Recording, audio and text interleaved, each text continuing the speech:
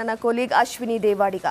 ಸಚಿವ ಸಂಪುಟ ವಿಸ್ತರಣೆಗೆ ಮತ್ತೆ ವೇಗ ಸಿಕ್ಕಿದೆ. ನಿರೀಕ್ಷೆಯಂತೆ ಕಾಂಗ್ರೆಸ್ ಹೈಕಮಾಂಡ್ನಿಂದ ರಾಜ್ಯ ನಾಯಕರಿಗೆ ಬುಲಾವ್ ಬಂದಿದೆ. ಈ ಬಾರಿ ಪಟ್ಟಿ ಅಂತಿಮ ಮಾಡಲೇಬೇಕು ಅಂತ ಸಿಎಂ ಹಾಗೆ ಮಾಜಿ ಸಿಎಂ ಕೆಪಿಸಿಸಿ ಅಧ್ಯಕ್ಷರು ದೆಹಲಿಗೆ ಪ್ರಯಾಣವನ್ನು ಬೆಳೆಸಿದ್ದಾರೆ.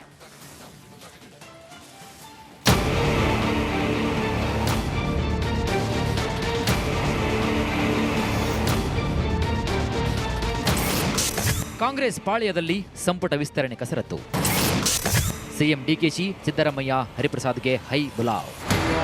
ಕ್ಯಾಬಿನೆಟ್ ವಿಸ್ತರಣೆ ಮಾಡಲೇಬೇಕು ಅಂತ ಕಳೆದ ವಾರ ಹೈಕಮಾಂಡ್ ಬುಲಾವ್ ಹಿನ್ನೆಲೆಯಲ್ಲಿ ಸಿಎಂ ಡಿಕೆ ಶಿವಕುಮಾರ್, ಮಾಜಿ ಮುಖ್ಯಮಂತ್ರಿ ಸಿದ್ದರಾಮಯ್ಯ, ಕೆಪಿಸಿಸಿ ಅಧ್ಯಕ್ಷ ಬಿಕೆ ಹರಿಪ್ರಸಾದ್ ದೆಹಲಿಗೆ ತೆರಳಿದರು. ಹೈಕಮಾಂಡ್ ಮಟ್ಟದಲ್ಲಿ ಚರ್ಚೆ ನಡೆದರೂ ರಿಸಲ್ಟ್ ಮಾತ್ರ ಬಂದಿರಲಿಲ್ಲ. ಈಗ ಮತ್ತೆ ಹೈಕಮಾಂಡ್ ನಾಯಕರಿಂದ ದೆಹಲಿಗೆ ಬರಲು ಕರೆ ಬಂದಿದೆ. ನಾನು ಸಿದ್ದರಾಮಯ್ಯ ದೆಹಲಿಗೆ ಹೋಗ್ತಿದ್ದೇವೆ. ಆದ್ರೆ ನಿಮ್ಗೆ ಮಾತು ಕೊಟ್ಬಿಟ್ಟಿದೆ ಬರ್ತೀನಿ ಅಂತ. ಬೆಳಗ್ಗೆ 8 ಗಂಟೆಗೆ ನಾನು ಸಿದ್ದರಾಮಯ್ಯನವರು ಹೋಗ್ತಾ ಇದ್ದೀವಿ. ಸಂಪುಟ ಪುನರ್ರಚನೆ ಹೊಸದಾಗಿ ಎಕ್ಸ್ಪ್ಯಾಂಡ್ ಮಾಡಬೇಕಾಗಿದೆ. ಬಹಳ ಲೇಟ್ ಆಗೋಯ್ತು. ಹೈಕಮಾಂಡ್ ನಾಯಕರ ಜೊತೆಗೆ ರಾಜ್ಯ ನಾಯಕರ ಹೈ ವೋಲ್ಟೇಜ್ ಸಭೆ ನಡೆಯಲಿದ್ದು ಸಂಪುಟ ವಿಸ್ತರಣೆ ಪಟ್ಟಿ ಫೈನಲ್ ಆಗುವ ಸಾಧ್ಯತೆ ಕೂಡ ಕಾಣಿಸುತ್ತಿವೆ. ಈ ವೇಳೆ ಹಿರಿಯ ಶಾಸಕರ ಜೊತೆಗೆ ಯುವ ಪಡೆಗೆ ಮಣೆ ಹಾಕುವಂತಹ ಸಾಧ್ಯತೆ ಕೂಡ ಇದೆ. ನಾಳೆ ಆಗ್ಬೋದು, ನಾಡ್ದೇ ಆಗ್ಬೋದು. ದೊಡ್ಡ ವಿಷಯ ಇವತ್ತು ನಾಳೆ ಏನು ಅಲ್ಲಿಂದ ಕ್ಲಿಯರ್ ಆಗ್ತದೆ, ಕ್ಲಿಯರ್ ಆಗಿ ಬರ್ತದೆ. ಸಾಯಂಕಾಲ ಸ್ವೆರಿಂಗ್ ಇನ್.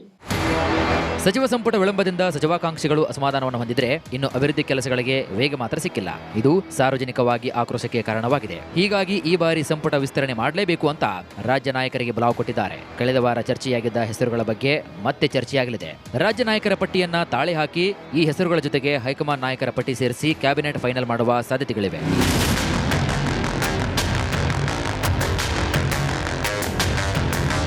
ಇನ್ನು ಈ ವಾರ ಸಂಪುಟ ವಿಸ್ತರಣೆ ಫೈನಲ್ ಆಗುತ್ತೆ ಎಂಬ ಸುಳಿವು ಸಿಕ್ಕ ಕೂಡಲೇ ಸಚಿವಾಕಾಂಕ್ಷಿಗಳು ಈಗಾಗಲೇ ದೆಹಲಿಯಲ್ಲಿ ಬೀಡುಬಿಟ್ಟಿದ್ದಾರೆ. ಇನ್ನು ಕೆಲವರು ಇಂದು ದೆಹಲಿಗೆ ತೆರಳುತ್ತಿದ್ದಾರೆ. ಹೀಗಾಗಿ ಯಾವ ಶಾಸಕರಿಗೆ ಸಿಹಿ ಸಿಗುತ್ತೆ, ಯಾವ ಶಾಸಕರಿಗೆ ಕಹಿ ಎಂಬ ಸ್ಪಷ್ಟವಾಗಿ ಇಂದು ಸಂಜೆ ಎಲ್ಲೂ ಕೂಡ ಗೊತ್ತಾಗಲಿದೆ.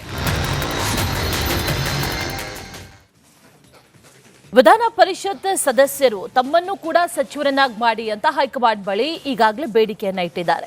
ವಿಧಾನ ಪರಿಷತ್ ಸದಸ್ಯರಿಗೆ ಸಚಿವ ಸ್ಥಾನ ಇಲ್ಲ ಅನ್ನುವಂಥ ತೀರ್ಮಾನದ ನಡುವೆ ಎಸಿಸಿ ಅಧ್ಯಕ್ಷ ಮಲ್ಲಿಕಾರ್ಜುನ್ ಖರ್ಗೆ ಅವರನ್ನ ಭೇಟಿ ಮಾಡಿ ಮನವಿಯನ್ನ ಕೂಡ ಮಾಡಲಿದ್ದಾರೆ.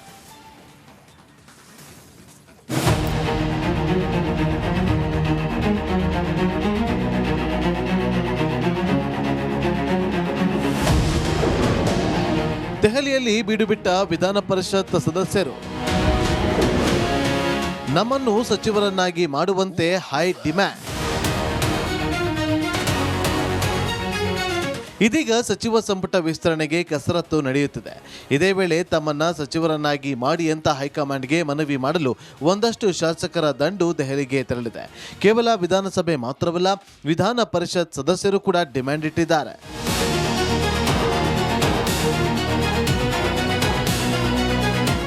ಈಗಾಗಲೇ ದೆಹಲಿಗೆ ವಿಧಾನ ಪರಿಷತ್ ಸದಸ್ಯರು ತೆರಳಿದ್ದು ತಮ್ಮದೇ ಹಂತದಲ್ಲಿ ಲಾಬಿ ಆರಂಭಿಸಿದ್ದಾರೆ.